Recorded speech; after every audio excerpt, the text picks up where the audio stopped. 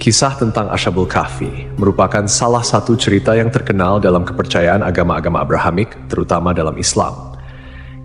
Kisah ini menceritakan sekelompok pemuda beriman yang melarikan diri dari penganiayaan seorang raja yang zalim dan berlindung di dalam sebuah gua.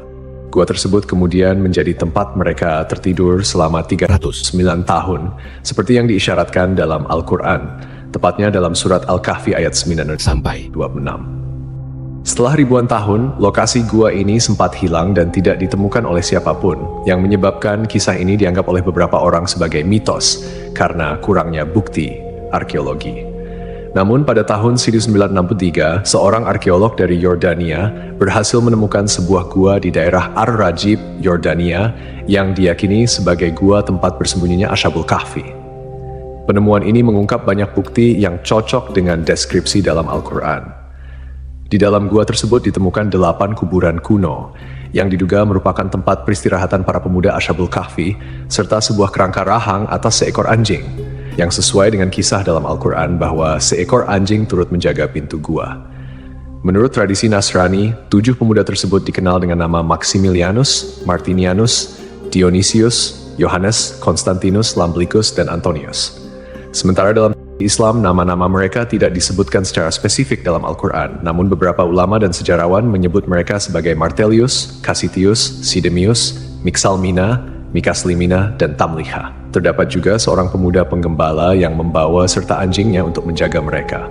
Pemuda-pemuda ini merupakan penasihat atau pembantu seorang raja zalim bernama Dikianus atau Dikianus, yang dalam beberapa catatan sejarah dikenal sebagai Decius, seorang kaisar Romawi yang berkuasa pada abad ketiga Masehi.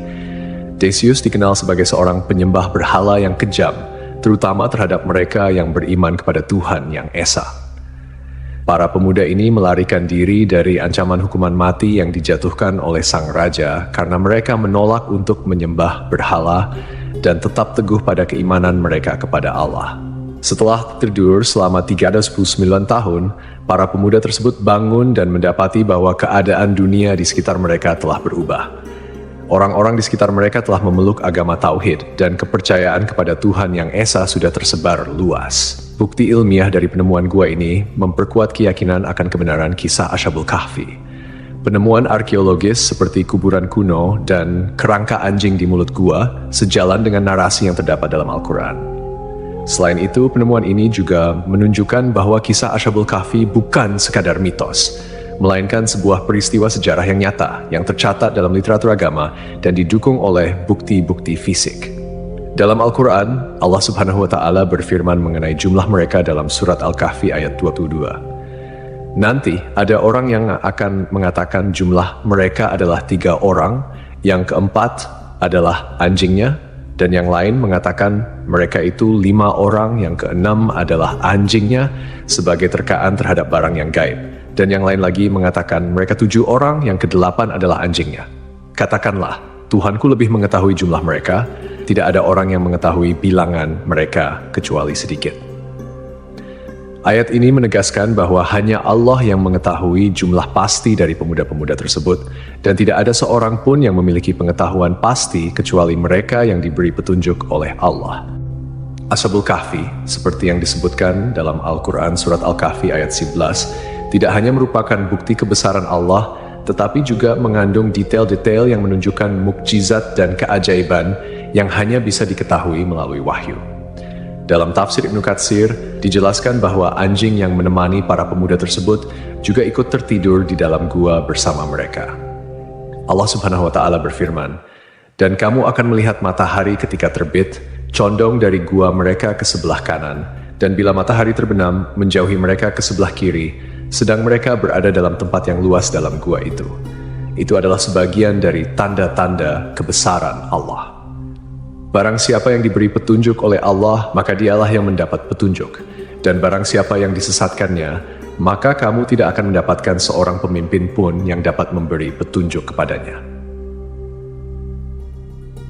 Para peneliti yang mempelajari gua ini menemukan bahwa celah masuknya sinar matahari ke dalam gua memang sesuai dengan deskripsi yang ada dalam Al-Quran.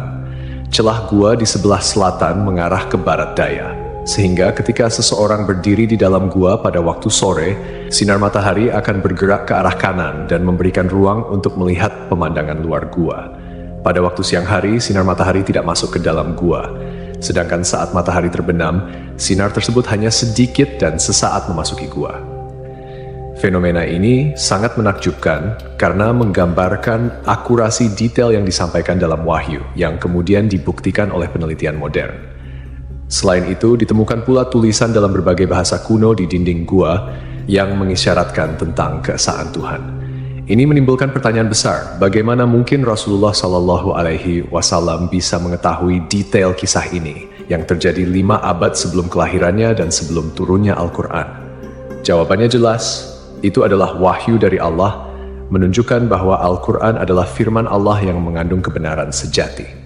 Meskipun ada perdebatan tentang lokasi pasti Gua Ashabul Kahfi, bukti historis, arkeologis, dan astronomis menunjukkan bahwa gua tersebut terletak di daerah Ar-Rajib, sekitar 13 km sebelah selatan kota Amman, Yordania.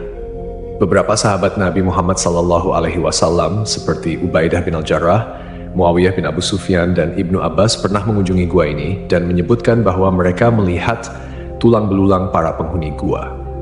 Bangunan di atas gua tersebut pada awalnya adalah sebuah gereja yang kemudian beralih fungsi menjadi masjid pada masa kekuasaan Islam.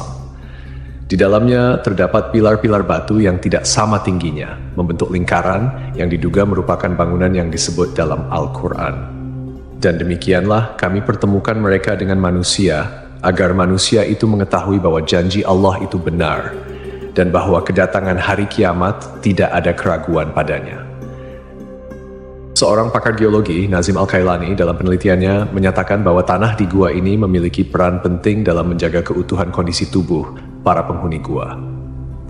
Tanah di kawasan Gunung Rakim mengandung karbohidrat, kalsium, magnesium, serta tumbuh-tumbuhan dan hewan yang jenuh dengan radium.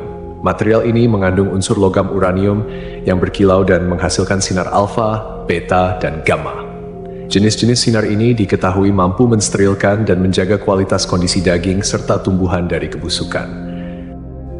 Selain penjelasan dari sudut pandang teologis dan sejarah, beberapa ilmuwan juga telah mencoba memahami mengapa tubuh para pemuda Ashabul Kahfi tidak hancur meski tertidur selama lebih dari 3 abad. Dalam Al-Quran, terdapat petunjuk-petunjuk yang bisa menjadi dasar ilmiah untuk memahami fenomena ini. Allah Subhanahu wa Ta'ala berfirman dalam surat Al-Kahfi ayat 15, "Dan kamu mengira mereka itu bangun, padahal mereka tidur, dan kami bolak-balikkan mereka ke kanan dan kiri, sedang anjing mereka menjulurkan kedua lengannya di depan pintu gua." Surat Al-Kahfi.